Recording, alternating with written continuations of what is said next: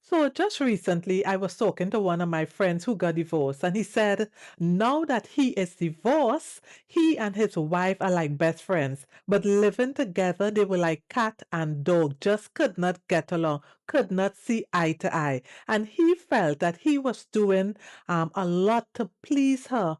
But yet still she was not satisfied. She was only complaining and nagging. He said he went so far as to start coming home earlier.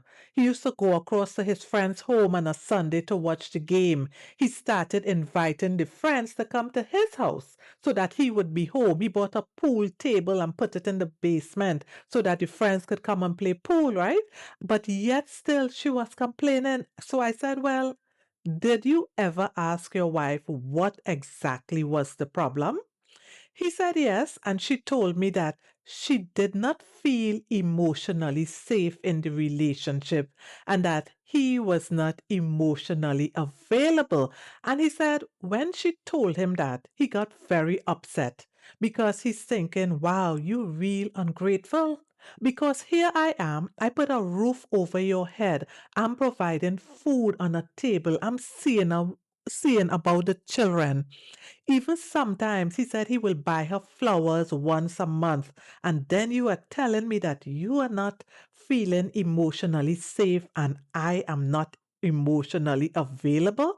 Then what else can I do? He said, but you know what? I know you women too. You'll always have some kind of emotional issue. If it's not that time of the month, it's premenopause or menopause. It's always some kind of emotional thing that will get in the way of relationships. So really, I just wasn't bothered. I did the best that I can, but eventually, Gail, we could not make it. So we had to go our separate ways and we got divorced. And I decided, you know what, let me ask some of my girlfriends, what does emotional safety look like for them in a relationship?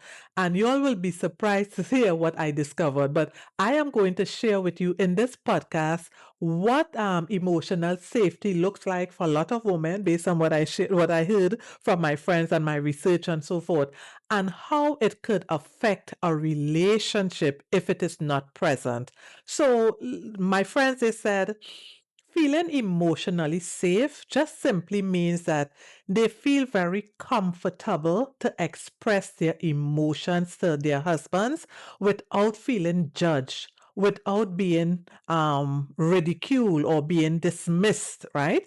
And some of them were saying, and that is what is lacking in a lot of relationships where women don't feel as though they're able to come and comfortably speak to the husband, where the husband would listen to validate or listen with empathy. So some of them were saying, they just want when they come to the husband with whatever emotional discomfort they are experiencing for the husband to embrace them, all right? Let them know what they're saying is important. They understand. They may not have to agree, but at least understand where they're coming from, and let us discuss it as opposed to immediately the guy might put up his hand, not today, or there you go again, or gaslighting and ridiculing the person. One of the ladies shared that she attempted to tell her husband that she was no longer attracted to some of his ways, but she said she couldn't get through to the sentence because once he heard, I am no longer attracted to some of your ways, immediately he got very, very defensive. And she said all she wanted to tell him was when they just started to go around, and even in the beginning of the marriage, it was so attractive how he would read and he was so versed in different discussions that was very admirable. He would exercise, go out and run and so on. But now he's on the couch just going through the phone, scrolling. He's not spending time with the family. And she found that was very unattractive. But again, she was not able to get through to him because he started to protect his ego. He got very dismissive and felt as though he was being attacked. And I think that's where the emotional availability comes in, and not feeling emotionally safe comes in, because women are saying they're not able to express themselves without being stopped, without be feeling ridiculed, or without being dismissed, right? And whilst I hear that from the woman, I think also, as much as we want the men to listen with empathy and to validate, we also have a responsibility in how we communicate our emotional needs, right? Sometimes because of that fear that the men may shut us down or will not be willing to embrace what we're saying, we keep everything inside and it just bottles up. And then eventually we just blurt it out. But when we blurt, it hurts, right? And of course, the man most likely might get very, very defensive because you're coming over now as though you're attacking. You might even be coming over as disrespectful, right? So I think we have to be mindful of how we communicate, our tone, our choice of words. And as I'm talking about choice of words too, I think what we could consider using is what I call the I statements, where I feel this way and I would like if in the future you can do this, or I feel very hurt when I hear X, Y, and Z, as opposed to using the you statements where you're telling the guy, you do this all the time, or you make me feel a certain way, or you just shut me down, because once they start hearing you, immediately guess what? They go into defense mode, right? And they start defending themselves. And what you wanted to have as a nice, soothing conversation now turn into like a war, a fighting war, right?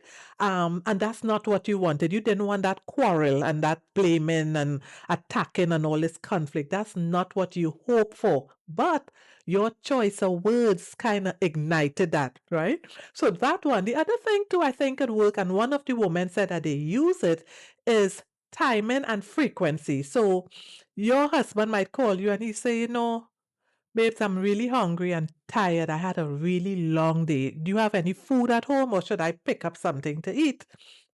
And you probably say, no, I'd have some food here. I would warm something for you. So when you come home, you just come and eat. You'd have dinner.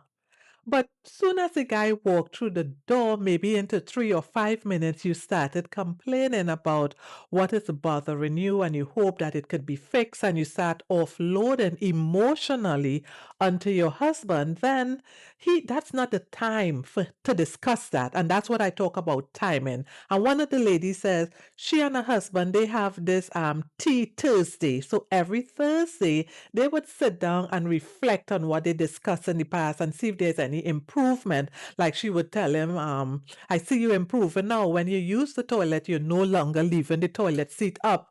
And I'm sure a lot of women, we could relate to that, right?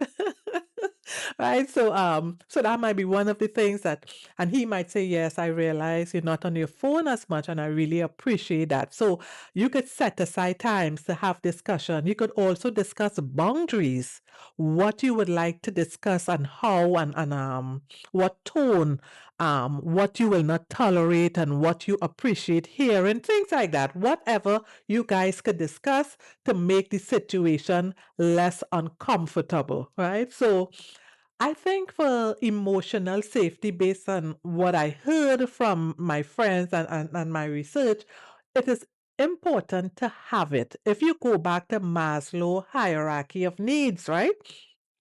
The first level of needs, the physiological needs, food, shelter, and clothing. Once these needs are met, we are satisfied. But guess what? We start looking to have our other level of needs, which is described as safety in Maslow hierarchy of needs.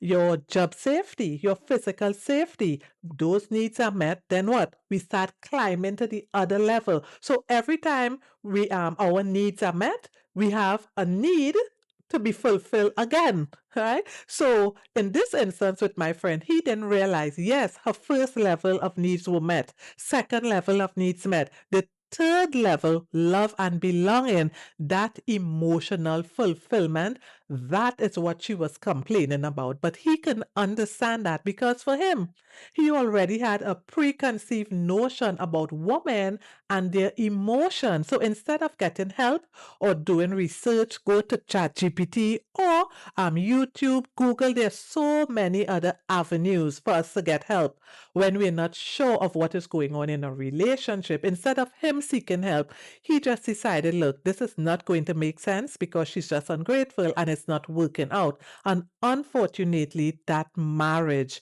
had to come to an end. Now, I do see some benefits of the emotional safety. I think once people feel that level of comfort in a relationship, then communication is no longer an issue. All right. You find too that you could now operate like friends. We could share anything without having a problem because you don't want your wife to go to work and start telling another man about her emotional issues, right? I am sure you will not appreciate that. You want her to come to you, right? So if we have that emotional availability and emotional safety, a lot of positives could come out of it. So what I want you to do for me is to share in the comment section, what does emotional safety look like for you in a relationship? Go ahead, comment, like, and subscribe. Until we meet again.